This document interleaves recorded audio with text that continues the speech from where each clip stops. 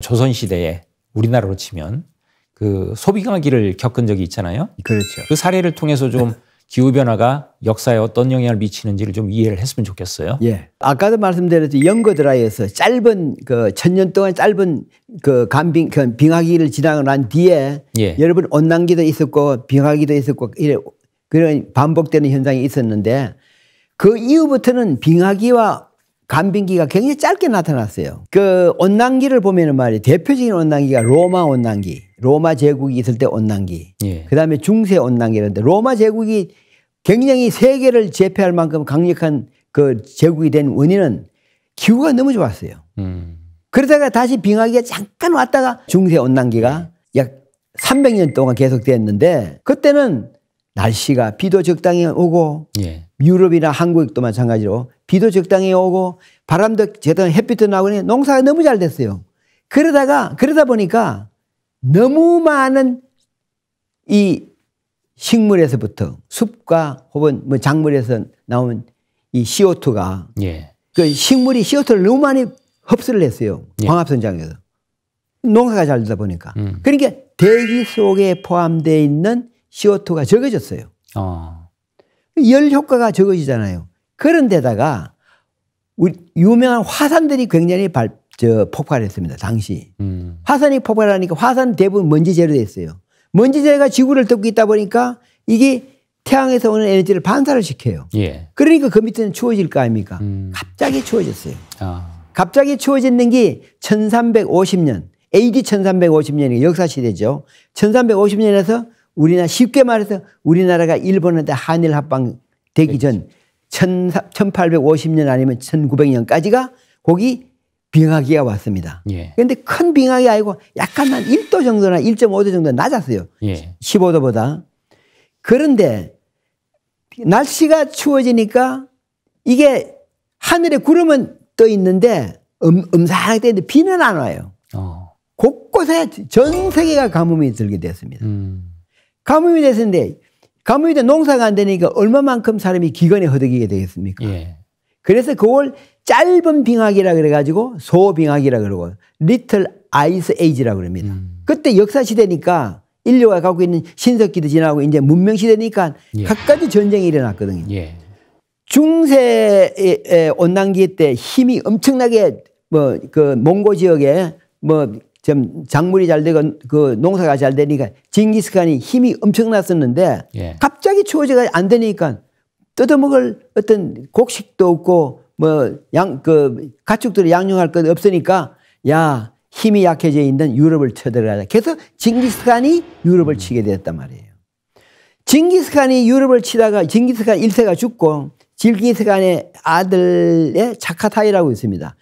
차카타이가 크리미아 반도에 이 유럽 대군하고 징기스칸 대군이 대결을 하게 돼 있었는데 3년을 대결했어요. 그래도 성부가 안 나자 몽고의 본국에서 철수를 하라고 그랬어요. 그 이후부터는 흑사병이 퍼져가지고 전 유럽을 덮었습니다. 그래서 나온 게 흑사병에 인해서 죽은 사람이 유럽에 한 8천만 명 중에서 4천만 명이 죽었다 그럽니다. 흑사병을 잘 대표한 소설이 있습니다. 그게 바로 셰익스피어가 지은 로미오와 주리엣, 리오 왕, 오델로 이런 것들이 그 당시에 빙하기 때 참혹성을 다 나타낸 거예요. 그것보다 더 확실한 증거가 뭐냐면은 네덜란드를 비롯해서 나온 유명한 화가들의 그림이 2만 점입니다. 거기 보면은 소빙하기에 추웠던 그 어려운 이런 그림들이 굉장히 많이 나왔어요. 그렇게 춥다 보니까 갑자기 이렇게 잘 살다가 우리가 추워졌어. 그러니까 당시 마녀 사냥이 되었습니다. 왜냐하면은 그 당시 그 남편이 죽은 그 미망인인 동료에서 같이 만들고 숲속에 떨어져 혼자 살게 돼 있거든요.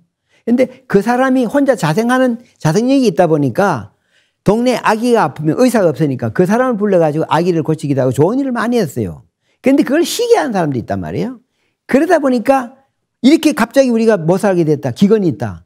저 사람이 마귀가 들어서 저 사람 때문에 그렇다 해서 마녀라 하는 게 위치, 영어로 위치인데 나왔는데 마녀를 잡아가지고 그 사람을 마녀라고 잡아서 사형을 시키면은 그 사람이 가지고 있던 모든 재산을 그 사형 집행하는 사람들한테 놀아줬어요.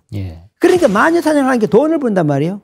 그러니까 그 다음부터는 무조건 하고 돈이 많은 여자들은 무조건 마녀라고 지칭을 했어요. 그런데 가족이 우리 어머니가 왜 많으냐? 그 가족까지 몰살을 하고 재산을 몰수를 했어요. 그런 어떤 여러 가지 이제 뭐 중세 흑사병 발병이라든지 이런 것들이 이제 기후 변화의 어떤 요인으로서 발생한 것으로 말씀을 하셨고, 그런데 우리가 흔히 말하는 콜럼버스가 이제 아메리카 대륙 쪽으로 가는 소위 말하는 대항해도 그런 어떤 영향이 있는 거죠. 아까 유럽에서는 뭐 인간 갈등이란 동, 그다음에 마지막에는 루이 14세 때 프랑스 대혁명이 일어나가지고 억울하게 마리아 앙뚜아네트이 뭐 그 사형을 당하고 이런 갖가지 비참한 일이 일어나니까 영국하고 스페인이 동시에 합의를 해서 도저히 유럽은 하나님이 줘버린 땅이다. 여기는 우리가 살 땅이 아니다. 듣자 하니 신세계가 있다는데 신세계로 가자. 그래서 미국으로 이민을 간 130여 명 되는 사람들이 작은 배 메이플라워를 타고 가게 됐습니다. 그래서 신세계도 우리가 살 곳이 못 되구나. 다시 와서 보니까 결국 기근으로 먹고 살 게 없단 말이에요. 그래서 시골에서 이렇게 그 식량을 옮기다 보면은 영국 같은 경우는 마차로 식량을 옮기는 한 달 내지 두 달이 걸렸습니다. 이렇게 야 이거 어떻게 하면 좋으냐 하던 차에 마침 전기기관이 이미 개발되어 있던 겁니다. 이 전기기관을 기차에다 연결한 사람이 제임스 와트입니다. 전기기관을 이용해가지고 기차를 만들어서 한두 달 걸리던 식량이 하루 이틀 만에 오게 됐으니까 식량난을 해결됐단 말이에요. 그게 바로 제1차 산업혁명의 계기가 되었고, 그로부터 과학의 힘으로 그 소빙하기를 이겨냈다는 그런 그 역사적인 결과를 제가 보게 되었습니다. 이제 증기기관차의 발명이라는 것도 중세 소빙하기를 극복하기 위한 과정에서 나온 것이라는 말씀을 하셨는데, 좀 더 다양한 사례를 들어서 그 산업혁명의 어떤 사례들을 얘기해 주실 게 있나요?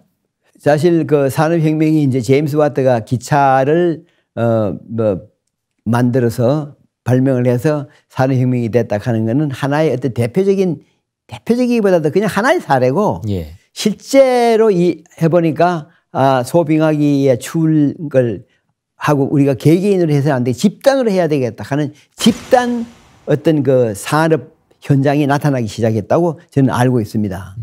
그래서 이제 그리고 또 한 가지는 그 집단으로 하되 당시는 하나하나 수공업으로 했던 것을 하나의 기계공업으로 바뀐 그런 계기도 됐다고 생각하고 있어요. 결국 이제 소빙하기로 인해서 인간이 오히려 이제 과학 문명의 발전을 이루는 어떤 계기가 됐다. 뭐 이런 말씀을 하신 것 같은데, 그 소빙하기의 영향이 사실은 이제 뭐 유럽뿐만이 아니고 이제 우리의 이제 조선 시대에도 500년에 걸쳐서 이루어졌던 시기니까 그런 기록들이 많이 남아 있을 거 아니에요. 조선왕조실록에.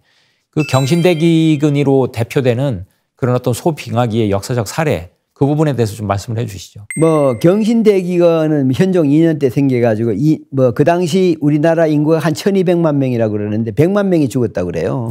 그런데 그때 나온 게 뭐냐면은 야 사람들이 너무나 농사가 안 되니까 서울에 올라가 가지고 풍파르다 하면서 먹고 살자 해가지고 집을 자꾸 떠나니까 오가작통법이라는 것을 만들어 가지고 5집이 한 집을 묶어 가지고 한 집이라도 이사를 가면은 나머지 사람들이 다 책임을 지는 오가작통법이 나오고, 그 다음에 이제 나라가 갖고 있던 것을 구일하기 위해서 대동법이라고 하는 것도 나오게 됐는데, 결국 뭐 저는 거기에 대해서 정확하게는 제가 뭐 역사에 대해서 잘 뭐 이해를 못하고 있습니다만, 그런 경신대기근을 겪고 난 뒤에 결국 제 주관으로 판단하기에는 너무나 가뭄이 심하고 너무나 기근에 어렵게 살던 우리나라가, 당시 우리나라는 이 북태평양 고기압에서 벗어나는 지역이거든요. 근데 북태평양 고기압권에 있는 나라는 비가 많이 왔어요. 일본은 비가 많이 왔습니다. 일본은 그 당시에는 그렇게 기근이 없었어요. 그전에는 기근이 있었지만, 심한 기근도 있었지만 우리나라 한일 합방기에는 일본은 굉장한 강국이었었어요. 그래서 기후변화로 발생된 기근과 기후변화로 발생된 어떤 문명의 퇴조 때문에 우리나라가 한일 합방이 된 하나의 원인이 되지 않았나, 저는 그것도 한번 생각해 봤습니다. 그러니까 이제 두 나라의 어떤 역사적인 운명이 갈리는 그런 어떤 요인이 또 기후변화로 인한 영향도 있다. 뭐 이런 말씀을 해 주시는 걸로 생각되고요.